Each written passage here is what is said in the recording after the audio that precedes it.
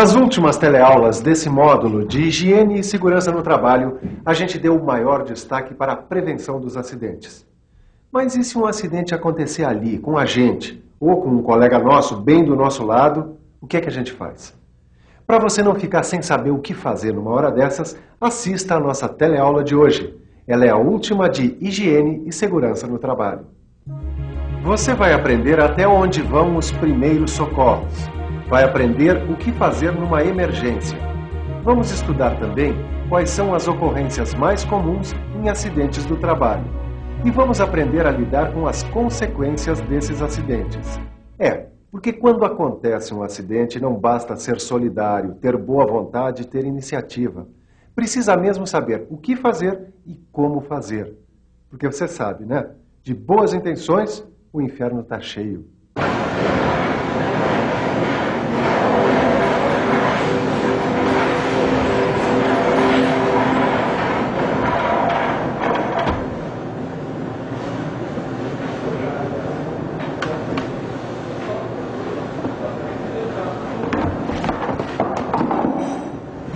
Zé!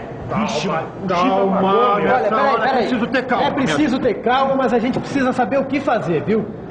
Imagine se isso acontece com você ou com alguém do seu lado. Nessas horas, a gente precisa saber o que fazer. Então, vamos começar do começo. Vamos ver a definição de primeiros socorros. Primeiros socorros são o conjunto de medidas que alguém presta a um acidentado ou a alguém que, de repente, venha passar mal da saúde. Normalmente, os primeiros socorros são prestados no próprio local do acidente, antes da chegada do auxílio médico. Quer dizer, os primeiros socorros são sempre medidas de emergência. São prestados normalmente por um leigo, quer dizer, por alguém que não é profissional da saúde. Mas como você sabe, a vítima precisa receber cuidado profissional o mais rápido possível.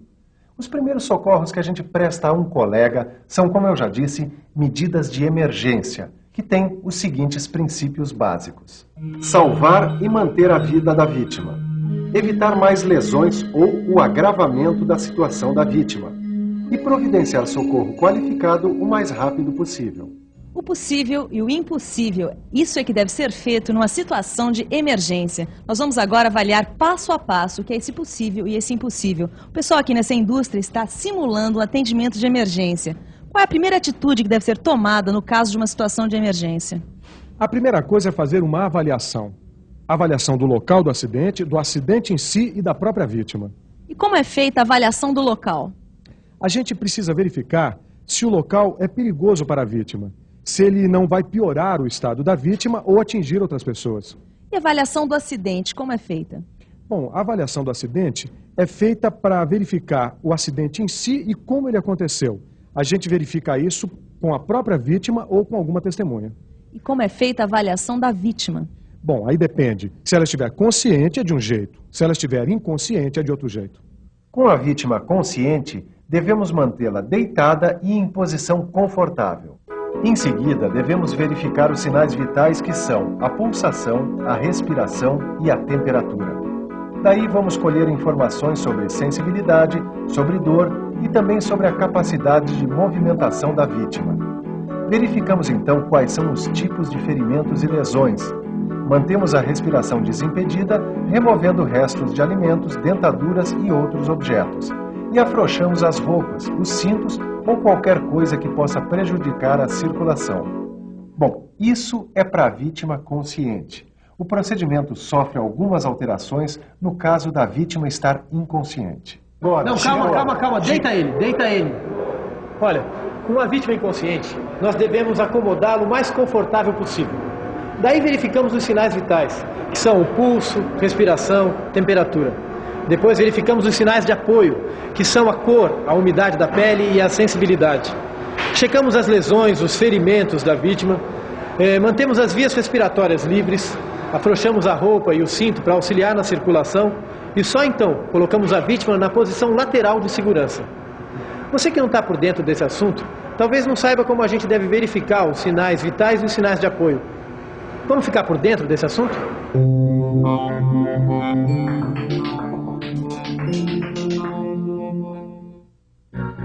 Os principais sinais de apoio e sinais vitais que a gente deve checar no acidentado são os seguintes: a pulsação, que é sentida através do tato, como você vê aí. A respiração pode ser verificada colocando no nariz do acidentado um espelho, um vidro ou metal polido, que deve ficar embaçado com a respiração. A temperatura a gente avalia comparando o calor do corpo da vítima com o calor do nosso próprio corpo.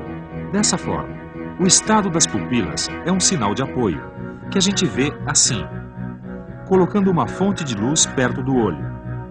Em condições normais, a pupila se contrai com a luz. Se não houver reação, é sinal de inconsciência ou estado de choque.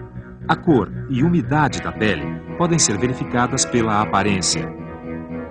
A aparência normal da pele é rosada na maioria das pessoas. A gente deve ver, principalmente, a cor e a umidade das mãos e dos pés do acidentado. E a sensibilidade, que é checada pela reação dos músculos. Com um estímulo, eles devem reagir, senão, pode ser um outro sinal de inconsciência.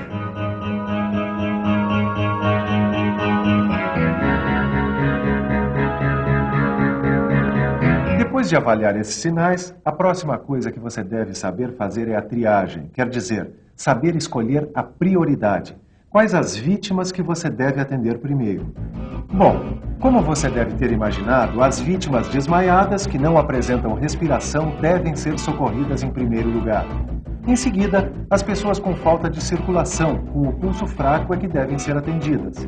A gente presta o socorro ali mesmo, no local do acidente. Mas a gente deve comunicar logo o pessoal especializado, o pronto-socorro ou a polícia militar pelo telefone 190. Agora, quanto ao transporte da vítima, seja de carro ou no que for, você só deve fazer se não puder esperar a chegada do socorro de emergência.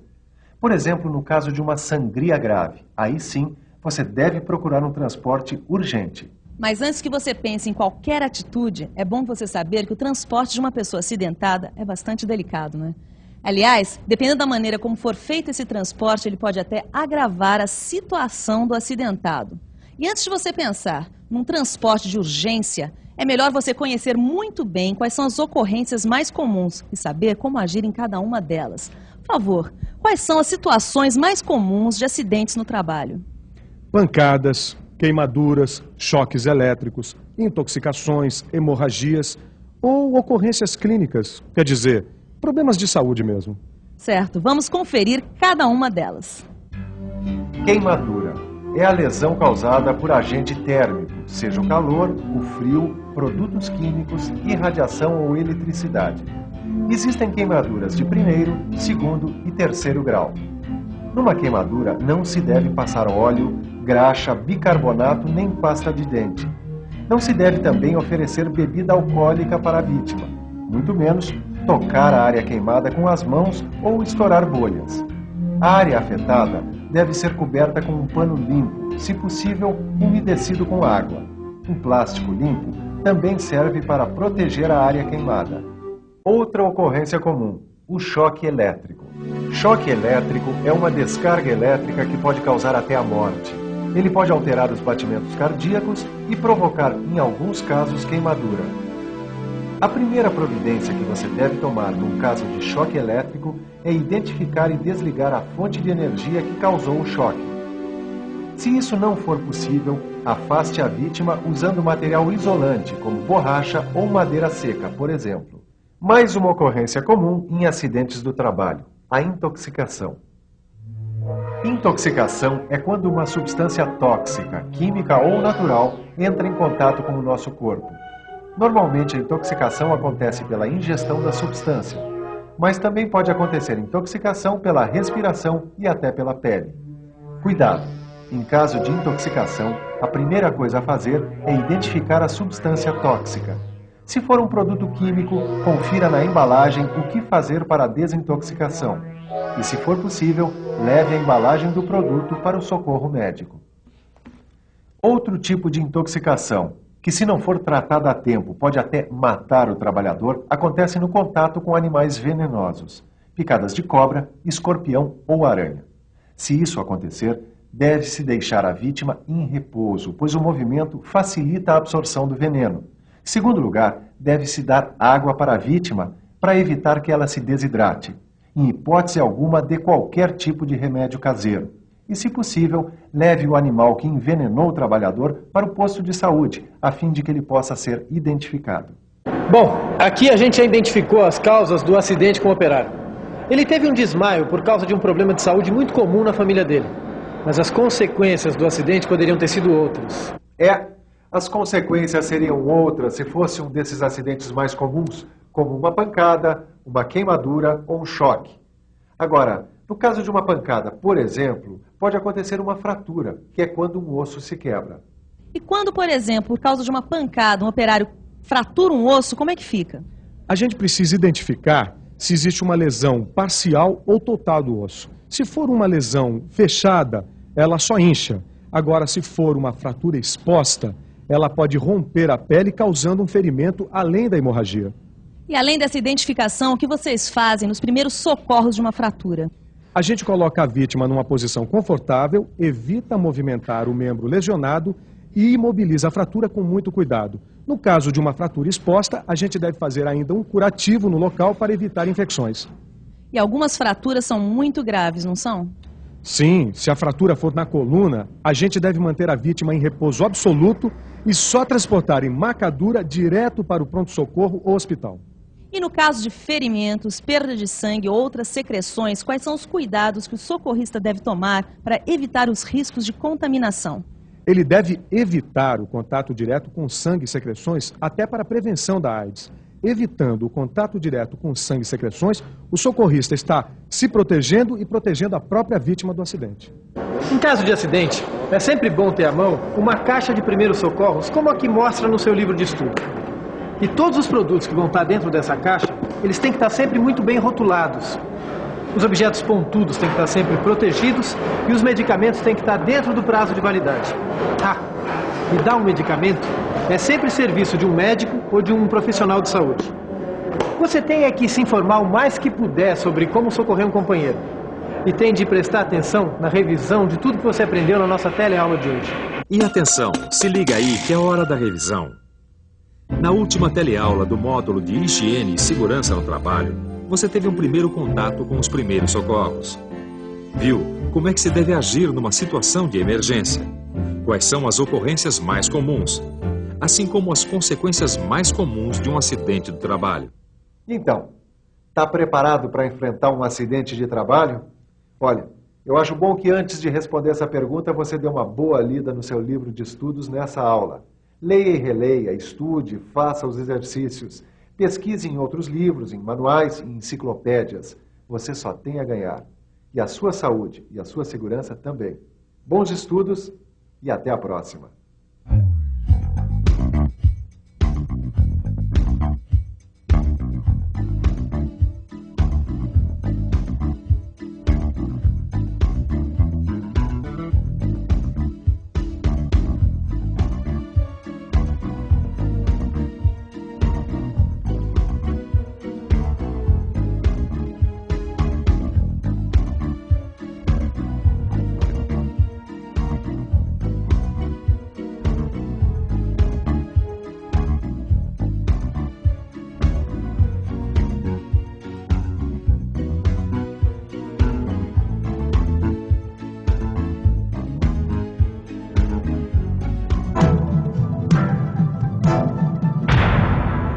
Telecurso 2000, um programa de educação do Sistema Fiesp e da Fundação Roberto Marinho.